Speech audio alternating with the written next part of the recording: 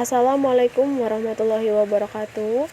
Salam, Om Swastiastu, Namo Buddhaya, salam sejahtera untuk kita semua.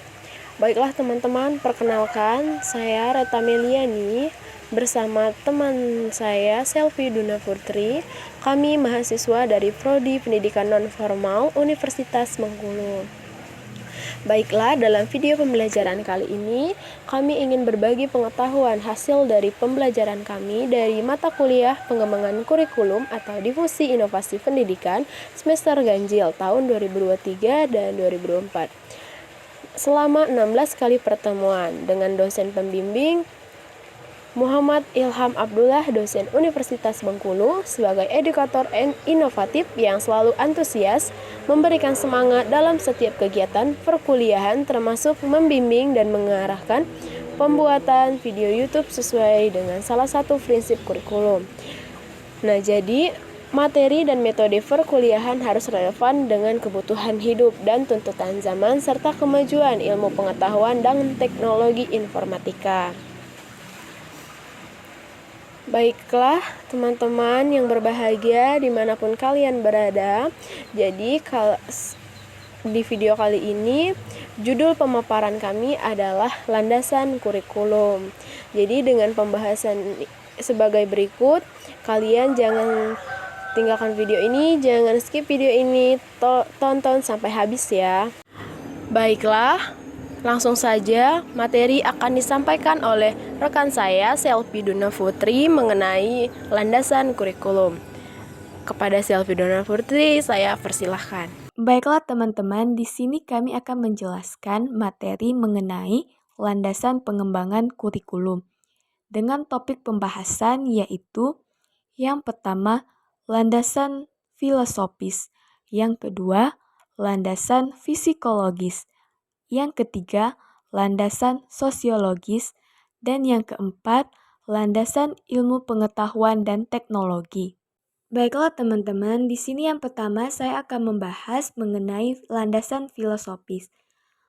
Landasan filosofis mengandung arti bahwa pendidikan senantiasa berhubungan dengan manusia, baik secara subjek maupun sebagai pengelola. Dengan demikian, pendidikan senantiasa berintikan interaksi antar manusia. Di dalam interaksi tersebut tentu saja ada tujuan dan sasaran yang harus dicapai. Ada materi atau bahan yang diinteraksikan. Ada proses yang ditempuh dalam menginteraksikannya. Serta ada kegiatan evaluasi untuk mengetahui ketercapaian proses dan hasilnya. Tentu saja untuk merumuskan dan mengembangkan setiap aspek yang terkait dengan setiap dimensi kurikulum tersebut memerlukan jawaban atau pemikiran yang mendalam dan mendasar atau dengan kata lain harus menggunakan pemikiran filosofis. Pendidikan sebagai ilmu terapan tentu saja memerlukan ilmu-ilmu lain. Pendidikan sebagai ilmu terapan tentu saja memerlukan ilmu-ilmu lain sebagai penunjang. Dalam hal ini, filsafat. Filsafat pendidikan pada dasarnya adalah penerapan dan pemikiran-pemikiran filosofis untuk memecahkan masalah-masalah pendidikan. Lebih lanjut dikatakan bahwa kurikulum pada hakikatnya adalah alat untuk mencapai tujuan pendidikan. Karena tujuan pendidikan sangat dipengaruhi oleh filsafat atau pandangan hidup suatu bangsa, maka tentu saja kurikulum yang dikembangkannya. Oleh karena itu, terdapat hubungan yang sangat erat antara kurikulum pendidikan di suatu negara dengan filsafat negara yang dianutnya. Sebagai contoh, Indonesia. Pada masa penjajahan Belanda, kurikulum yang dianut pada masa itu sangat berorientasi pada kepentingan politik Belanda. Demikian pula pada saat negara kita dijajah Jepang, maka orientasi kurikulum berpindah disesuaikan dengan kepentingan dan sistem nilai negara Jepang.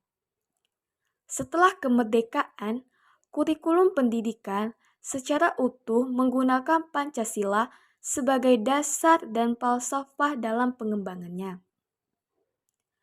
Menurut McClure dalam Wijaya, terdapat 6 acuan dimensi pendekatan nasional dalam pengembangan kurikulum di suatu negara, yakni 1. Kerangka acuan yang jelas tentang tujuan nasional dihubungkan dengan program pendidikan. 2. Hubungan yang erat antara pengembangan kurikulum nasional dengan reformasi sosial politik negara. 3. Mekanisme pengawasan atau kontrol dari kebijakan kurikulum yang ditempuh. 4. Mekanisme pengawasan dari pengembangan dan aplikasi kurikulum di sekolah. 5. Metode ke arah pengembangan kurikulum yang disesuaikan dengan kebutuhan. 6.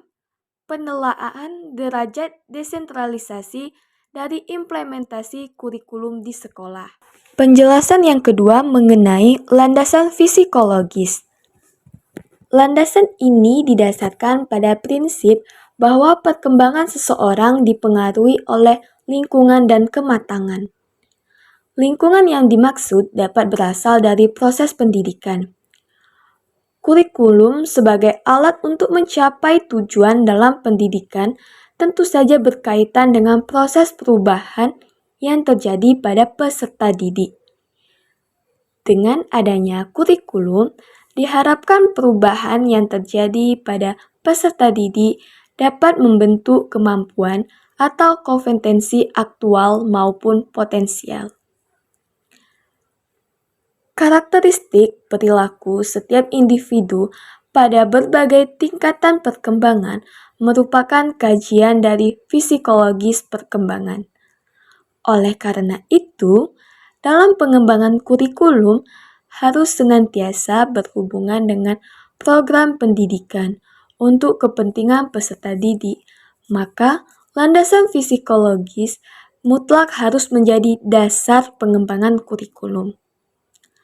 Perkembangan-perkembangan yang dialami oleh peserta didik pada umumnya diperoleh melalui proses belajar.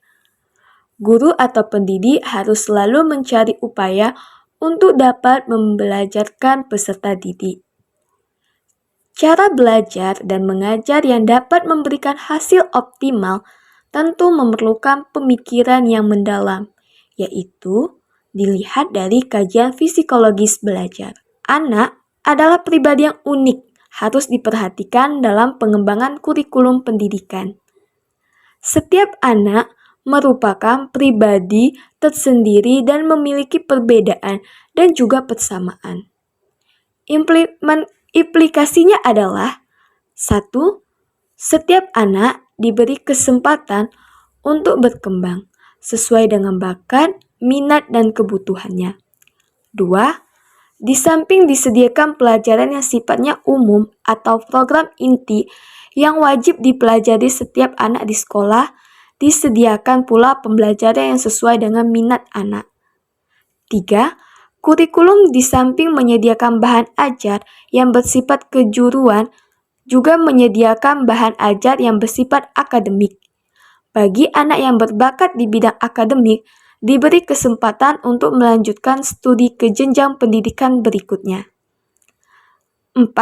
Kurikulum memuat tujuan-tujuan yang mengandung pengetahuan, nilai atau sikap, dan keterampilan yang menggambarkan keseluruhan pribadi yang utuh, lahir dan batin.